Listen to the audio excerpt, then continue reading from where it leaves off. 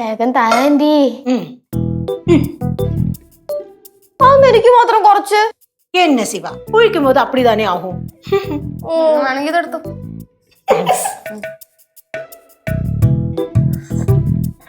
ഓ കനകാന്റിയുടെ coffee I miss this. Aunty അത് പറഞ്ഞപ്പോഴാണേ നമ്മളെ ഹോസ്റ്റലിൽ നിന്ന് കഷ്ടിച്ച് ഒരു 200 മീറ്റർ ആഞ്ഞു പിടിച്ച 5 മിനിറ്റോടെ നടന്നെത്താം ഒരു കിടിലൻ ഹോട്ടൽ. ആ പേര് കേൾക്കണം ആന്റിക്ക്, മധുരൈ സാപ്പാട്. ഓ എന്റെ ആന്റി ഫുഡ് എന്നൊക്കെ പറഞ്ഞ ഒരു രക്ഷയില്ല. രാവിലെ ഉപ്മ, പൊങ്കൽ, ദോശ, ഇഡ്ഡലി, വട, അതും നല്ല മെതുമെതുന്നിരിക്കുന്ന ഇഡ്ഡലി, മെതുമെതുന്നിരിക്കുന്ന വട. ഉച്ചയ്ക്കാണെങ്കിൽ മീൽസ് ഉണ്ട്, പിന്നെ അത്യാവശ്യം നമുക്ക് വേണ്ട ഐറ്റംസ് ഒക്കെ കിട്ടും. വൈകിട്ട് ചില്ലി പൊറോട്ട, കൊത്തു പൊറോട്ട, പൊറോട്ട, അതും സാലഡ്. എന്റെ അമ്മോ ഒരു രക്ഷയില്ല. അത് മാത്രമല്ല ഇവരുടെ രാവിലത്തെ ഒരു സ്പെഷ്യൽ ഇഡ്ഡലി ഉണ്ട്. അയ്യോ എന്താണ്, മധുരൈ കുട്ടി ഇഡ്ഡലി. ഇതിന് സൈഡില് കുറച്ച് ചമ്മന്തിപ്പൊടി, കുറച്ച് മറ്റേ ഈ കടലപ്പരിപ്പ് അരച്ചുണ്ടാക്കുന്ന വെള്ള ചമ്മന്തി, കുറച്ച് തക്കാളി ചമ്മന്തി, നല്ല സുടുസുടാ സാമ്പാർ. ഇതിങ്ങനെ മുക്കിയിട്ട് എന്താ ആന്റി സ്വർഗം എന്ന് പറഞ്ഞാ മതി, അത്ര ടേസ്റ്റ്. சிவா மதுரைக்காரங்க தானே, அவங்க சமைச்சா அப்படிதான் ரொம்ப ருசியா இருக்கும்.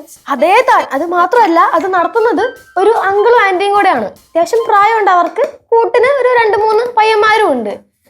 എന്തൊരു സ്നേഹമെന്ന് പറയോ ആന്റി. നമ്മൾ ചെന്നങ്ങോട്ട് കേറിയാ മതി, കേറുമ്പോഴത്തേക്കും കാര്യം ചോദിക്കില്ല. എപ്പടി ഇരിക്കുங்க, நல்லா இருக்குங்களா, എക്സാം മുടിഞ്ഞിരിച്ചാച്ചാ.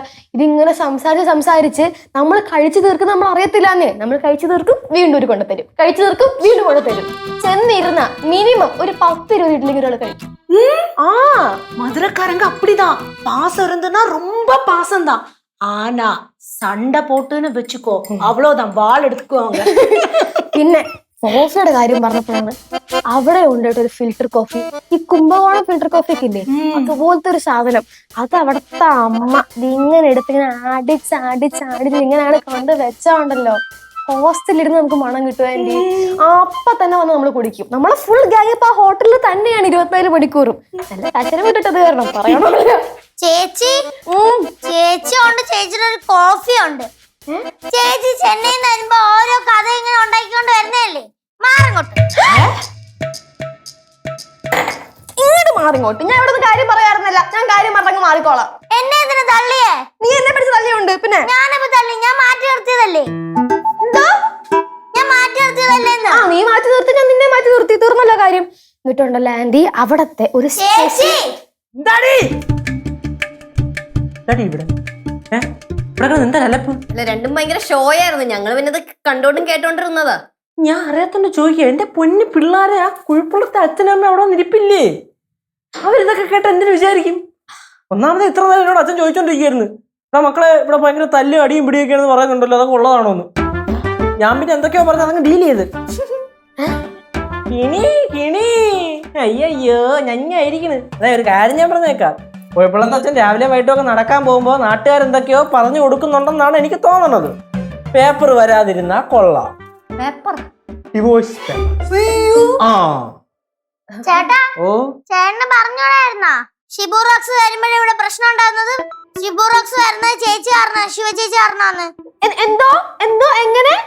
ഞാൻ സത്യമല്ലേ പറഞ്ഞേ? അമ്മൂമ്മ വേണ്ട കൊച്ചോരൊക്കെ വിളിച്ചു പറഞ്ഞേട്ടാ. നീ രാവിലെ എന്തൊക്കെയാ വിളിച്ചു പറയുന്നേ? അമ്മുമ്മ ഞാൻ സത്യമല്ലേ പറഞ്ഞേ? ശിവ ചേച്ചി ഇവിടെ വരുമ്പോഴല്ലേ ഷിബു റോക്സ് ഇങ്ങോട്ട് വരുന്നേ. ചേച്ചി ചെന്നൈയിലാണെങ്കിൽ ഷിബു റോക്സ് ഇങ്ങോട്ട് വരുവോ? അമ്മൂമ്മ എന്തോ ഇത്ര ചിരിക്കാനായിട്ട്? അമ്മൂമ്മ കൊച്ചിനോട് മിണ്ടാണ്ടിരിക്കാൻ പറഞ്ഞേ. ചേച്ചി വന്നപ്പോ തൊട്ട് ഇവിടെ പ്രശ്നം തുടങ്ങിയതാ. ചേച്ചി വരുന്നതിന് മുമ്പ് വരെ ഇവിടെ ഒരു പ്രശ്നമില്ലായിരുന്നു അല്ലേ ഏട്ടാ? അമ്മൂമ്മ ഇവിടെ വേഗം ഇവിടുന്ന് പറഞ്ഞു വിട്ടോ. എന്റെ സ്വഭാവം മാറും, ഞാൻ എന്തെങ്കിലും കയറി ചെയ്യും. പിന്നെ എന്റെ അടുത്തൊന്നും പറഞ്ഞേക്കല്ലോ ഇവിടെ ആരും. ஷோ 2 பேரும் கொஞ்சம் சண்டை போடாம இருங்க. பாரு நான் உனக்கு பால் எடுக்கட்டா? വഴക്കുണ്ടായിക്കൊണ്ടിരിക്കുമ്പോഴാണ് ആന്റിയുടെ പാല്. എനിക്ക് പാലൊന്നും വേണ്ട. അതെ രണ്ടും നിർത്തിക്കോ, ഇല്ലെങ്കിൽ എന്റെ സ്വഭാവം മാറും കേട്ടാ. കൊച്ചേ നീ എന്തിനാ ഇപ്പൊ ഇവിടെ കയറി വന്ന് ഇത്ര കിടന്ന് തുള്ളണത്? എനിക്ക് 2 പെൻസിലും വേണം, ഒരു നോട്ട്ബുക്കും വേണം. അത്രയല്ല വേണ്ടു, അത് ഞാൻ മേടിച്ചു തരാം. എനിക്കിനി ഒന്നും വേണ്ട, എന്റെ പഠിപ്പ് നിർത്തിയേ. അതിന് മുന്നേ നീ പഠിക്കാറൊന്നും ഇല്ലല്ലോ, പിന്നെ ഇതിനിപ്പോ പഠിപ്പ് നിർത്താത്. ചേച്ചി പാറോ ശിവ നിർത്തടി മതി.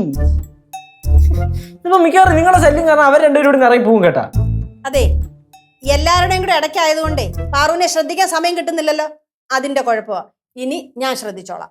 ആ പാറു, ഇനി തൊട്ട് അമ്മൂമ്മ നിന്നെ ശ്രദ്ധിച്ചോളൂ.